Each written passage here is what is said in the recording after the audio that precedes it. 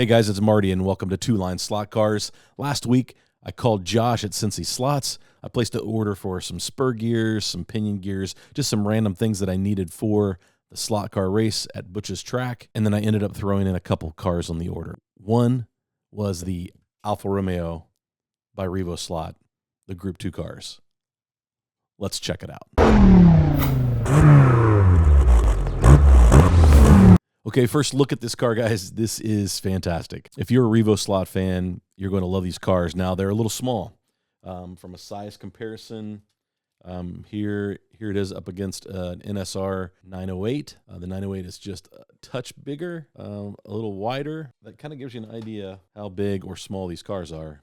Here it is up against the Thunderslot McLaren M6A, the typical Revoslot aluminum chassis. Yeah, this car is super cool. So let's kind of take it apart, dive into it, see what it's all about, and then we'll do some tuning, throw it on the track, get a few laps in. So I bought the Alfa Romeo Group 2 car. My brother, he picked up the Escort at the same time. Jean-Marc already has the Jägermeister BMW. They get around the track pretty good, but they take some tuning. They're not like a normal Revoslot. So there's some things you're going to need to do. My hope was that all three of us would pick up a couple of these Group 2 cars and maybe chip them and race them digitally, because I think they'll all be very competitive with each other. So that gives us three very even cars. The one thing when we race digital, there's such a disparity between Carrera cars. Some perform better than others. The races are usually not very competitive. Dusty pulls out his pink pig. Nobody can touch that car. It's just, they're not very competitive races. What I'm looking for is some cars that we can race together, be very competitive. And I think it would be fun to chip these and run them digital races. Maybe that's what we'll end up doing. I don't know. We'll see what happens. But I'm going to get this car tuned up first, the Alfa Romeo. Let's see what it can do. Let's tear it apart, see what it looks like on the inside, check out the chassis, and then make some adjustments and see if we can get it running really good. So here we are. It's a great looking car. The Revoslots, all you have to do is loosen these screws. There are 4 body screws, then pry the body off. So I've already loosened them. Just pop it out, and pretty easy to get the body on and off. Let's take a look at the chassis. The chassis is a typical aluminum chassis, like all Revoslots. Comes with a 21,000 RPM motor at 12 volts. It comes with a 9-tooth pinion. It comes with independent front wheels, so there's not an axle because of where the guide post is. It would interfere with an axle. There's just not enough room. These cars are really pretty small. But in typical fashion, bearings up front, bearings in the back. Revoslot just does a great job with these cars. So the first thing I did was I took rubber tires off. So we went with silicone, and we put a set of Quick Slicks RS145Fs, the firms, because that's what's available for these cars. Super Tire does not make a tire yet, but we know that it's coming. The very first thing in the package, when you open it up, it comes with a wood guide. The regular guide does really well, but the wood guide is just a bit better, a little bit deeper. It's actually deep enough that I really need to take emery board, kind of knock down some of the guide down, because it is clacking a little bit. I rounded the nose of the guide, if you can see there, just so it would be a little quieter. The one thing I noticed when I first put this on the track is this car was very, very loud, very noisy, and the gear mesh was a mess. So I think if we take a look at Jean-Marc's, we have not tuned his yet. I think that his be exactly the same on the track. Very loud, not very smooth, although it looks like his gear mesh is a little better out of the box than mine. We'll compare them.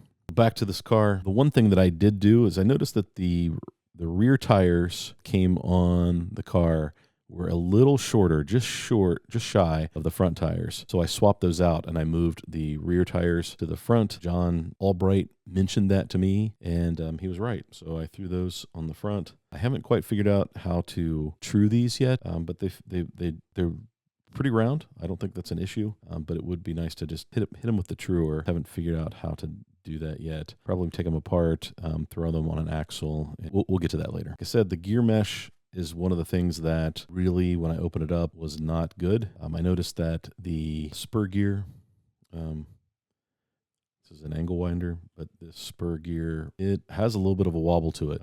It's not completely flat. What I did, I have went out in my garage and I found in a old bucket. I am not sure why I have this, but it's optical grade automotive polish. I think you can use just about any kind of polish, but this is not very gritty. It slows down the work, but it's basically just a metal polish. It works on lots of different things, painted surfaces, clear coats, enamels, plastics. It just polishes. So I took a little bit of that on that spur gear and on the pinion. I took a piece of sticker paper, so like off some stickers, and I put that in between gears, as you can see. And that's how I loosened using a 1.5 hex tip. I loosened the motor screws on the bottom, put the sticker paper in between the gear, the pinion gear and the spur gear, that motor, pinched that paper, and then I tightened up the motor screws. Be careful, those will strip out really easy. I knew that I had the gear mesh pretty close, and then I put the polish on the gears, and then I hooked it up to my power supply. This is actually Dusty's power supply to run the tire truer with. Turned it on for about 4 volts, and I let it run. And I let it run for 1 hour. And when it started, those gears were really loud. So in comparison,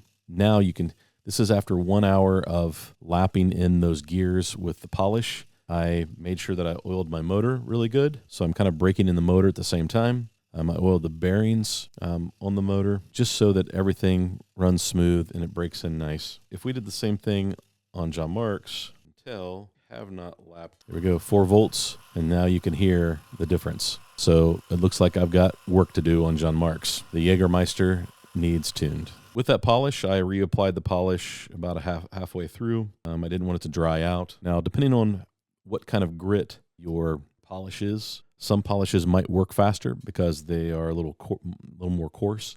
This is a very fine automotive polish that I was using. Now you can see here that is very smooth. So I'm really impressed. Put the wood guide on. I did have to sand a little bit. I have a couple different sizes of emery boards. And so this is just a standard emery board, coarse and smooth. So we'll hit the front edge with the coarse a little bit and round that edge a little bit. And then I'll just get the whole bottom smooth side and smooth that out a little bit. Now I feel like I'm really good with the guide. I did replace the braids. I went to a softer braid. I have lapped some with this, so the braid's not quite as neat. When I first put it on, use the racing braid from Slot It, and I really like how well that works. So those are the basic tuning things that I've done. So I've broken the motor a little bit when I was lapping in the gears. That was the big thing. I've lubed the chassis. On other Revoslots, put tape in between these joints, try to quiet the chassis. Revoslot recommends oil. That's what I used. I used some super lube from Slot Car Corner, and I just put on there, and it does allow that chassis to move, and it's pretty quiet. Let's take a look at it on the setup block. With Revoslots, there's not a lot of adjustment on the front end unless you true the tires. But I'm pretty pleased with how deep it sits in the slot. I'm not upset about how the front end set up. I put the wood guide on, and I did take the spring out. I did not reuse the spring, and I tightened that guide up. Putting the bonnet back on, make sure that it's set up well. Now you always tune your car for your specific track. We do want some body float, but I want to take a look at something. I noticed when I was running some laps that chassis might have a slight bend to it. So let's put it on the setup block. Right now there is no float. And one of the things that I noticed is it rides high on these two tires, the driver's side front and the passenger side rear. So the car is not flat. I think that my chassis might have a slight bend to it. I checked the body posts, and the body posts were installed properly. So for the short term, I am going to go 3 turns, and we'll throw it back on the block and see what it's doing. Okay, we've got some body float. Let's see if it rides flat now. Okay. So now we got it riding flat, and we got some body float, and let's take it to the track and see how she rolls.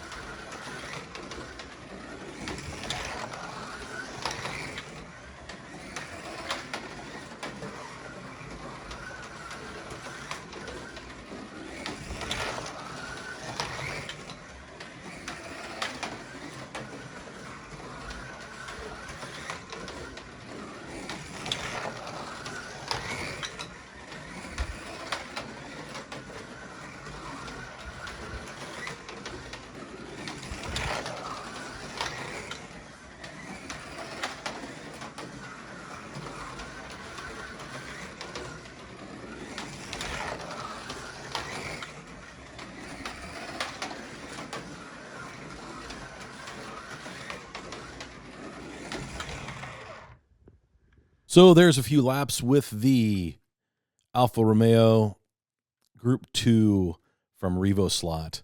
I ran the BMW, the Jägermeister BMW. Again, this has not been tuned. It ran, you could tell the difference in the sound, and it ran consistent 10-2s.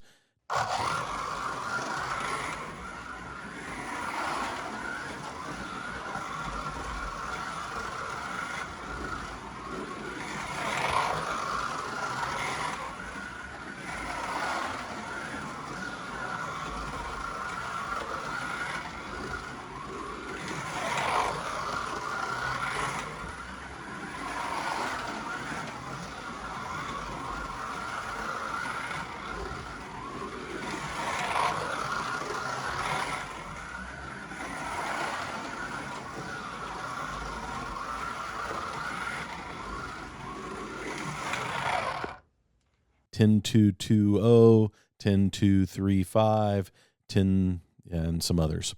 So, but it was right there in that 10-2, 10-3 range. And this car tuned fairly well. I still think there's a couple things I can do to it. This car, it ran very consistent 9-2s, a whole second faster. I think it ran a 9-1, I'm not mistaken, a fast lap, so like a 9-1-3-8. Great car. This car is so much fun to drive. If you are interested in picking up one of these Revoslots, I totally recommend it. A lot of fun. I've heard a lot of people review these and talk about tuning these. And I know Dave at Slot R loves these cars, and John Albright is like, man, you need to get one of these. Daryl picked one up, and we had some fun running some laps with it. And it was finally time to pick one up. I'm glad I did. I still think that this car should run under 9 seconds. I think I should be able to run about 8-9 with it. It feels faster than the Fly cars that I have, but it's running consistent time with the Fly cars. I think there's a couple tenths left in it. Maybe get the motor broke in a little bit more, but I think that it's really close. It's a lot of fun to drive, and this car will be a fun class. I think in February at Cincy Slots, we are running a Group 2 class, so I'm excited about that. We'll see how this car performs.